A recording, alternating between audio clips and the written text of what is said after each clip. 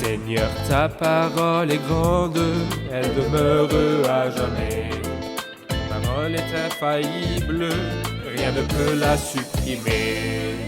Bienvenue à vous, chers spectateurs, ainsi qu'à tous nos spectateurs dans le monde entier, dans un nouvel épisode de notre émission d'études quotidiennes Toute la Bible, dans laquelle nous étudions tous les livres de la Bible, de la Genèse à l'Apocalypse, du lundi au vendredi.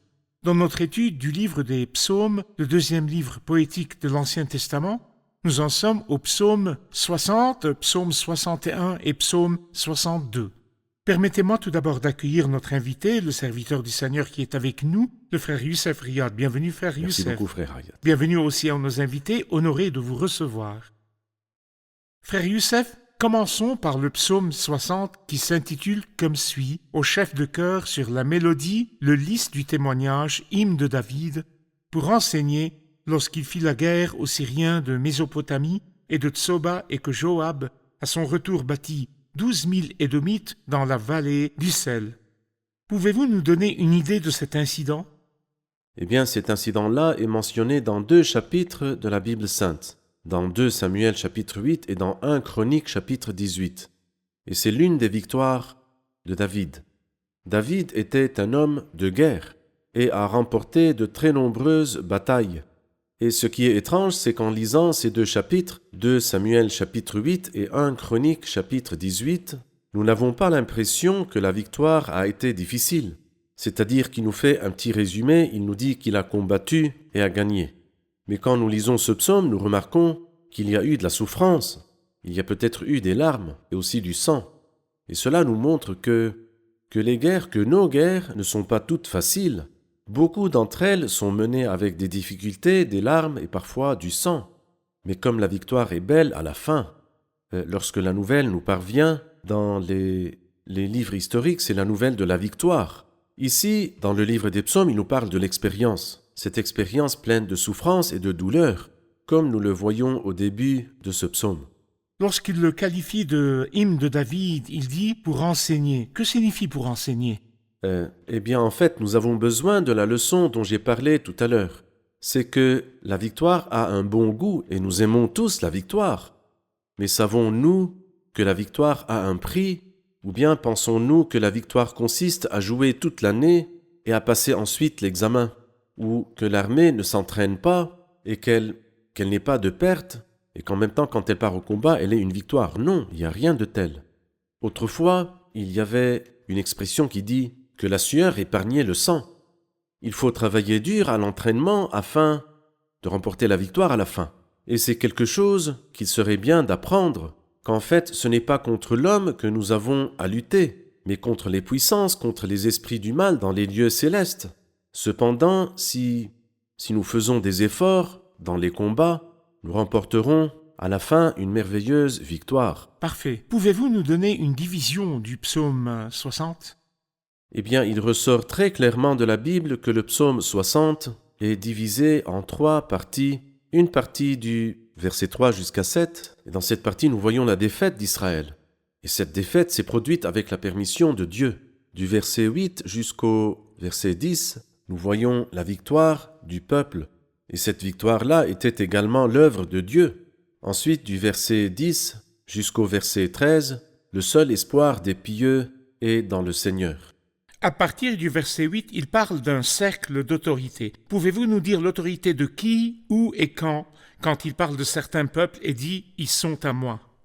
En fait, ce verset fait partie des versets difficiles, mais je peux l'expliquer de la manière suivante. Les versets 8 et 9 nous dit en fait qu'il est nécessaire que Dieu possède le pays par l'intermédiaire de ce peuple comme Dieu l'a voulu dès le début. Il mentionne donc un cercle de quelques peuples que Dieu possédera par l'intermédiaire de ce peuple. Et puis, en plus, il nous parle dans le verset 9 des peuples qui seront soumis au règne du Messie. Ces peuples-là, dans l'histoire, n'ont pas été soumis, mais à la fin, selon le plan de Dieu, ils doivent se soumettre. Il parle d'Édom et il parle de la Palestine, Oui, qui lui seront soumis à la fin. tout à fait. Nous allons faire une pause puis prendre une question du public. Chers spectateurs, je vous retrouve après la pause. Ne quittez pas. Le 60e psaume est l'un des psaumes intitulés « Hymne ». Le mot « hymne » signifie ici que ces psaumes parlent de ce qui est essentiel, réel et immuable. Hymne signifie littéralement gravé, incrusté et permanent. Il nous dépeint ce qui est affirmé, rassuré et stable. Ainsi, lorsque David dit « Mon cœur est rassuré, ô Dieu, voici l'hymne ».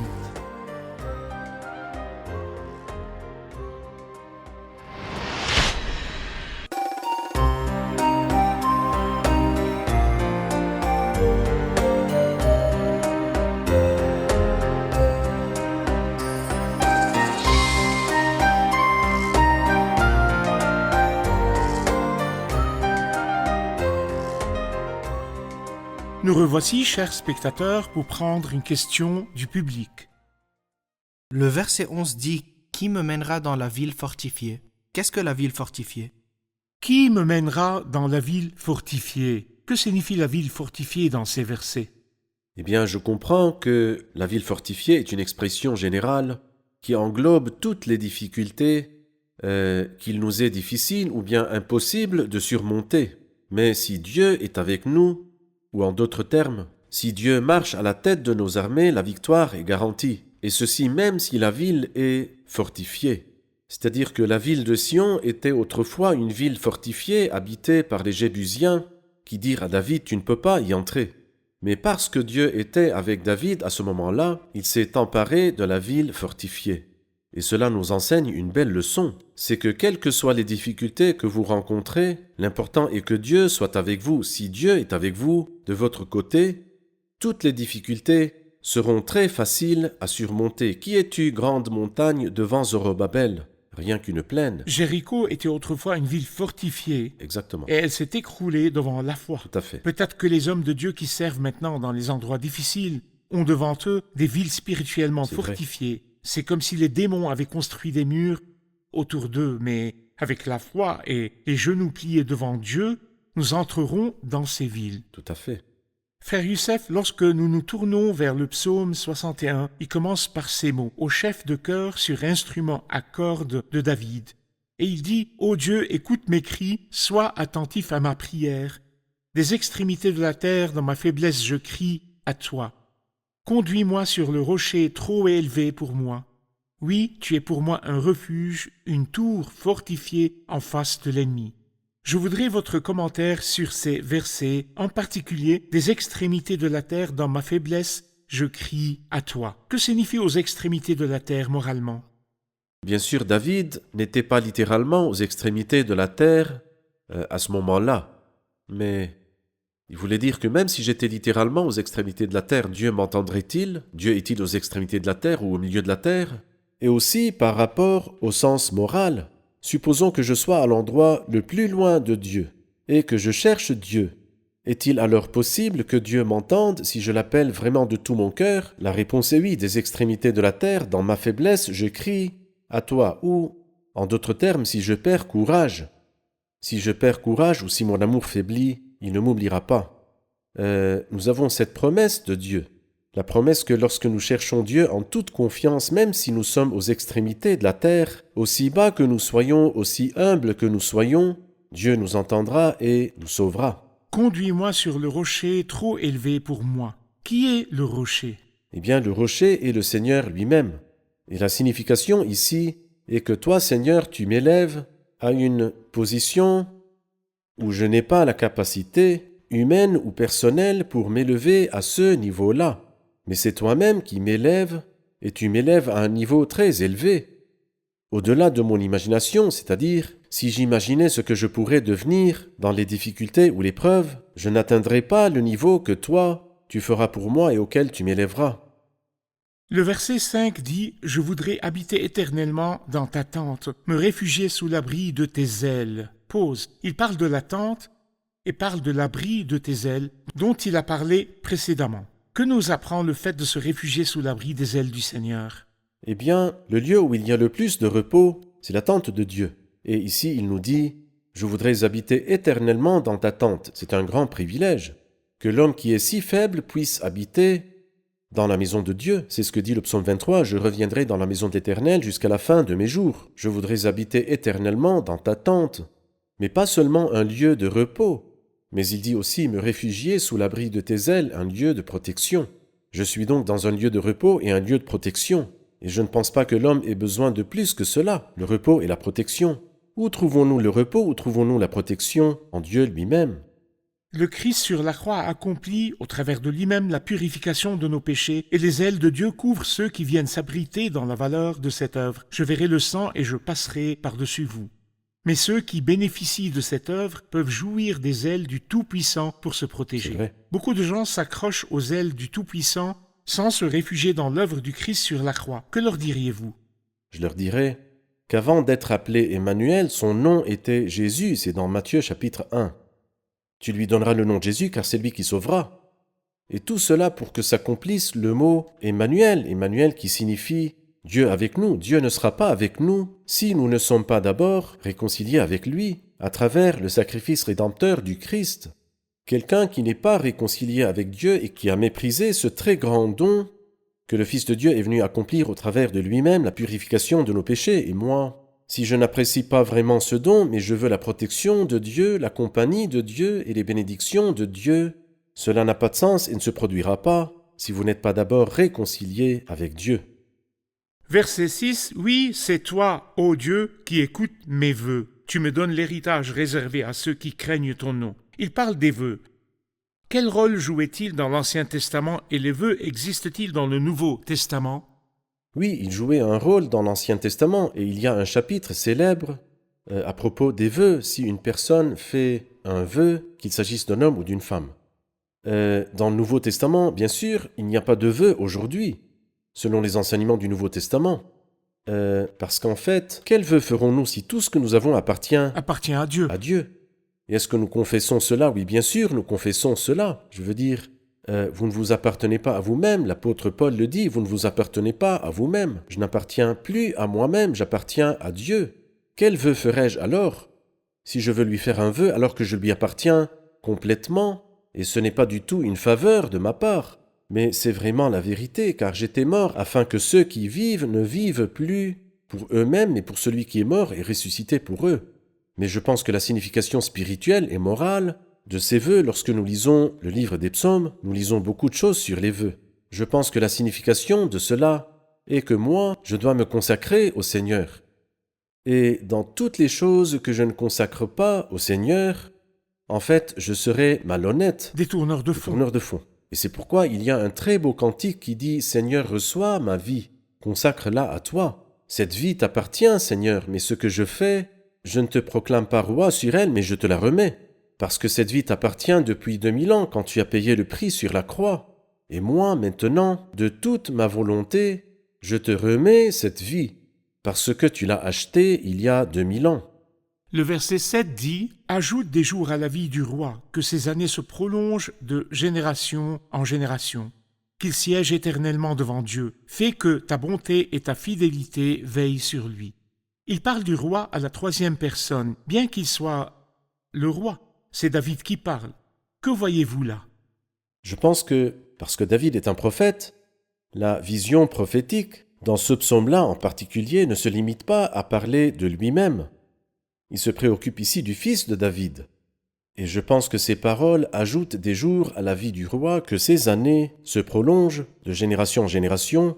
Ceci nous ramène aussi vers le psaume 21, qui nous parle de ce grand roi qui dit « Il te demandait la vie, tu le lui as donnée. Tu prolonges ses jours pour toujours et à perpétuité. » Donc ce roi-là, dont le règne n'aura pas de fin, comme l'a prophétisé, ou bien comme l'a annoncé l'ange Gabriel à la bienheureuse Vierge Marie, dans son annonciation de la naissance du Christ. Il ne se contente donc pas de parler de lui, il étend sa vision vers l'avant, C'est vrai. là où se trouve le Christ roi. Très bien. Nous allons faire une pause puis prendre une question du public. Chers spectateurs, je vous retrouve après la pause. Si vous avez des questions ou des demandes, veuillez les envoyer aux adresses qui apparaîtront sur l'écran. Je vous retrouve après la pause.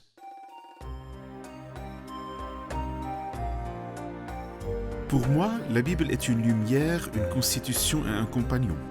Une lumière parce que ce monde est plein de ténèbres et que j'ai besoin que quelqu'un me dise ce qu'il y a à l'intérieur, c'est-à-dire la Bible. Et une constitution parce que si je veux plaire à Dieu, je n'ai nulle part où aller pour trouver ce qui lui plaît si ce n'est dans cette constitution qu'est la Bible. Pour moi, c'est le compagnon qui marche avec moi tout au long du chemin, dans mon cœur, dans mon esprit, dans mon cerveau, dans mes mains et devant moi. Je vois à travers elle et je marche avec elle.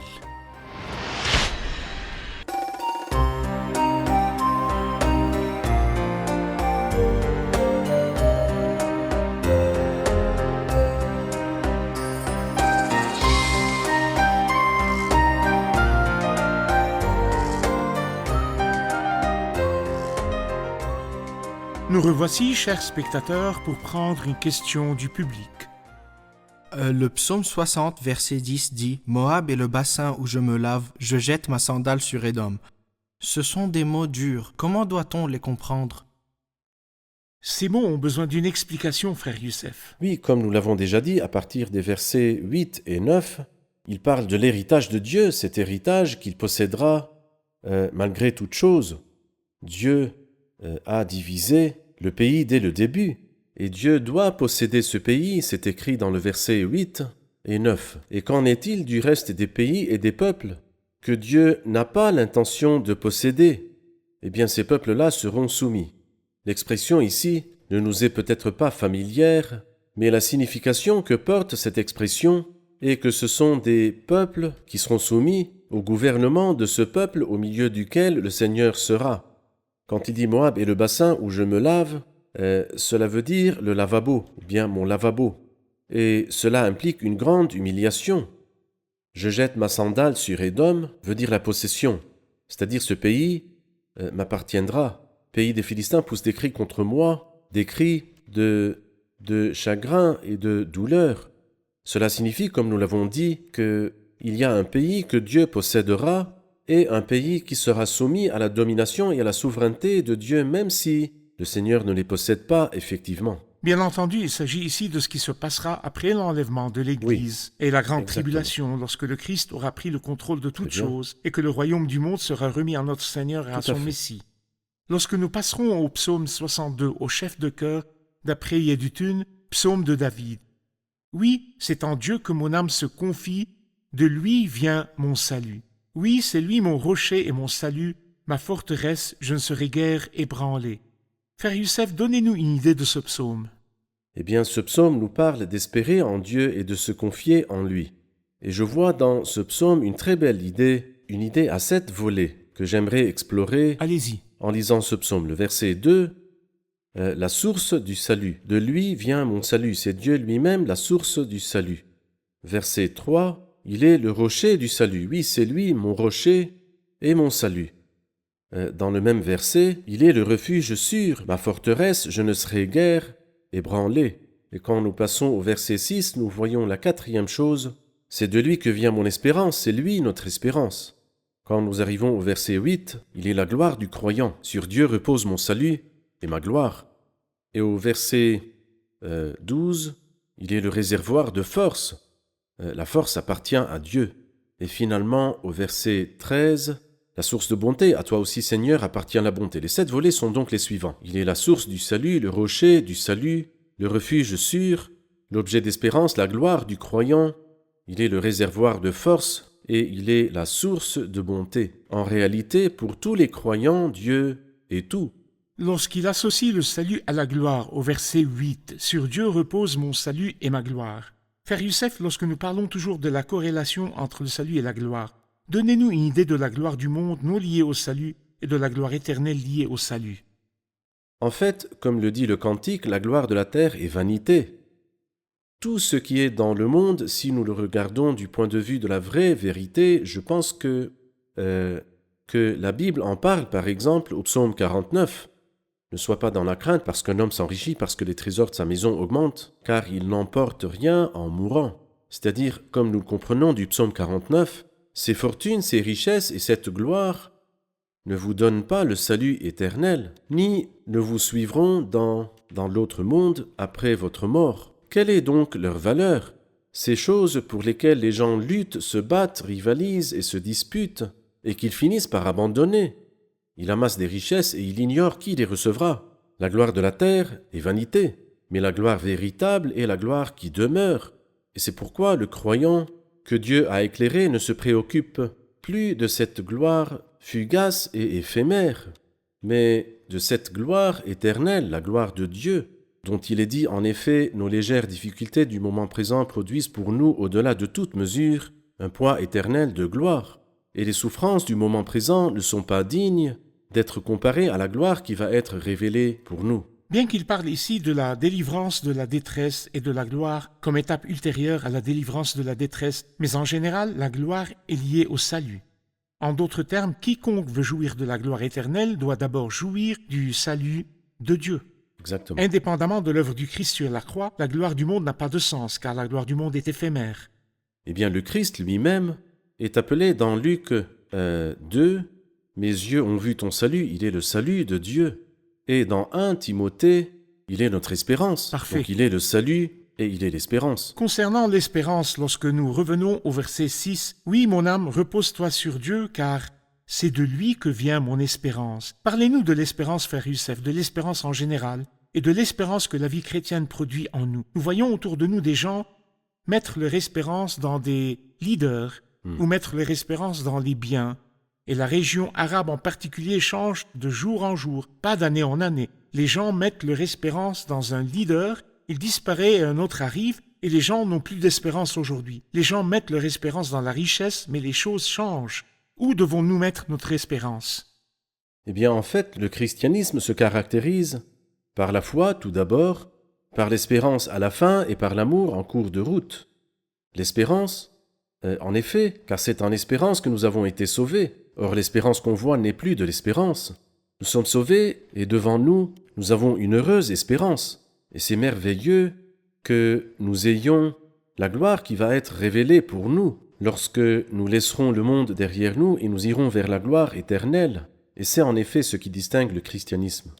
À la fin du psaume, il dit au verset 12, « Dieu a parlé une fois, deux fois, j'ai entendu ceci, c'est que la force appartient à Dieu.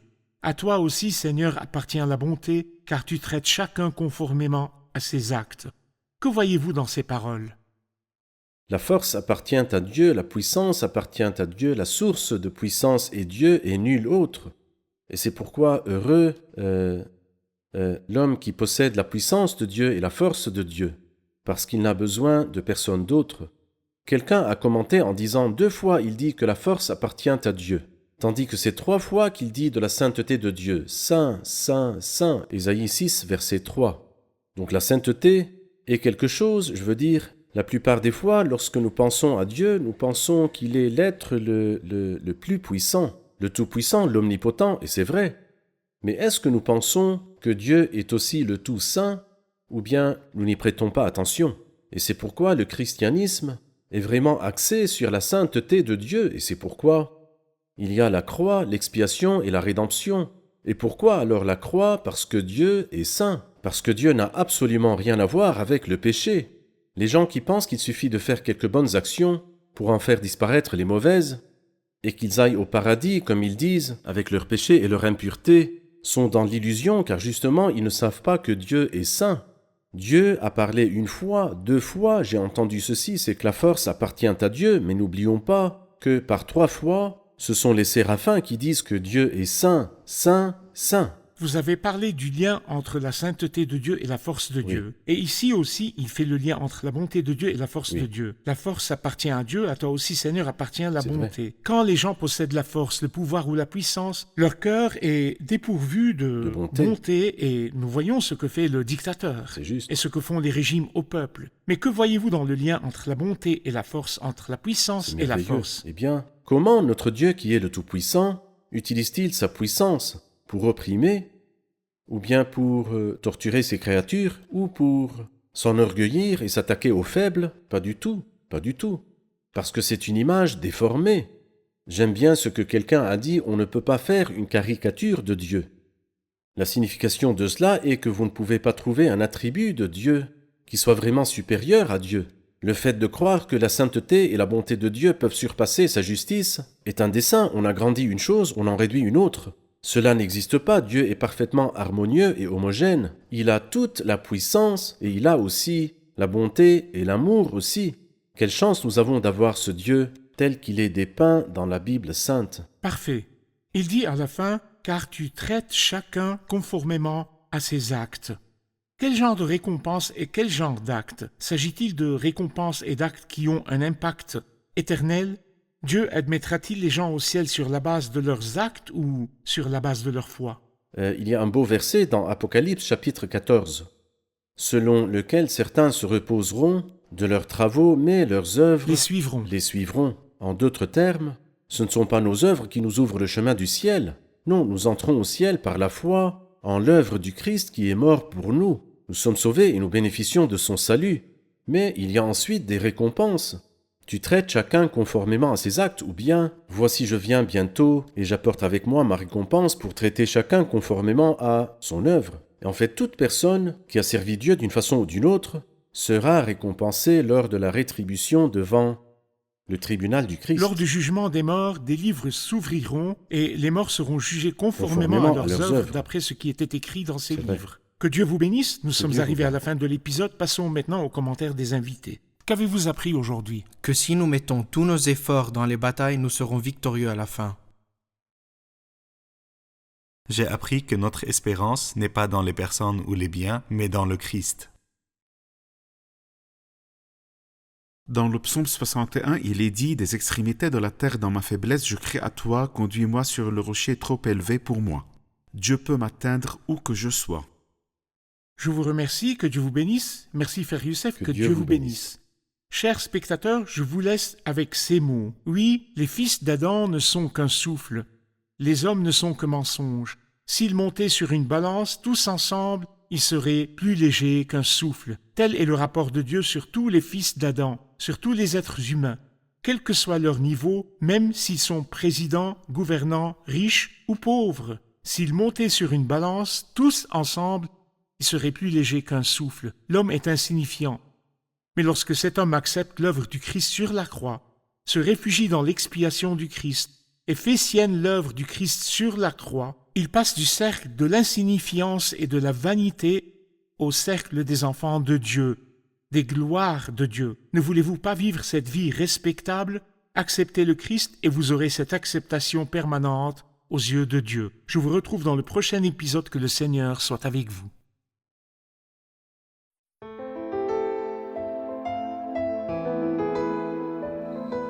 Seigneur, ta parole est grande, elle demeure à jamais. Ta parole est infaillible, rien ne peut la supprimer.